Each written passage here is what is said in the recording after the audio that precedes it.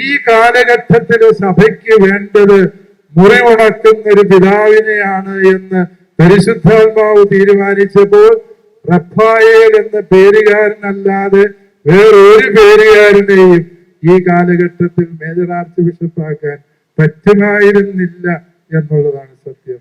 അഭിമന്യ തട്ടിൽ പിതാവേ, പിതാവിന്റെ പേര് ഈ സഭയിൽ അന്വർത്ഥമാകട്ടെ എന്ന് ഞങ്ങൾ ഹൃദയപൂർവ്വം ആശംസിക്കുന്നു. ഇന്നലെ ആരും അയച്ച ആശംസയിൽ പറഞ്ഞു, പിതാവ് തട്ടിൽ പിതാവാണ്, ഇനി മുതൽ സഭ ഒരേ തട്ടിലായിരിക്കുമെന്ന്.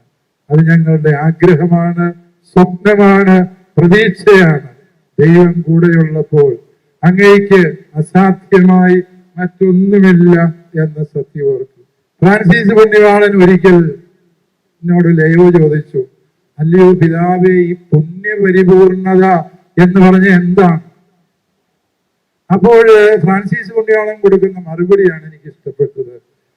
ലയോ, ഈ പുണ്യപൂർണത എന്ന് പറഞ്ഞാൽ ഏതൊരു പ്രതിസന്ധികൾക്കിടയിലും അണുപോലും പതരാതെ സമാധാനത്തോടെ നിൽക്കാൻ പോരുന്ന വിശ്വാസത്തിന്റെ ഉടമയാവുക, അതാണ് പുണ്യപൂർണത എന്ന്.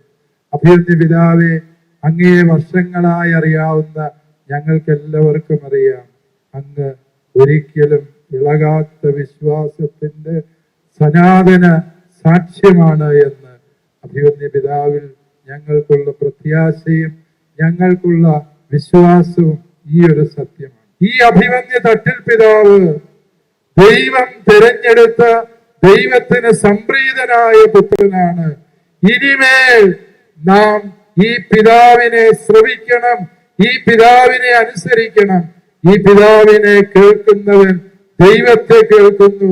ഈ പിതാവിന്റെ പാത പിന്തുടരുന്നവർ സ്വർഗത്തിൽ എത്തിച്ചേരുന്നു എന്നുള്ള ദൈവീകമായ സാക്ഷ്യമാണ് ഈ പരിശുദ്ധാത്മാഭിഷേകം എന്നുകൂടി നമുക്ക് തിരിച്ചറിയാം.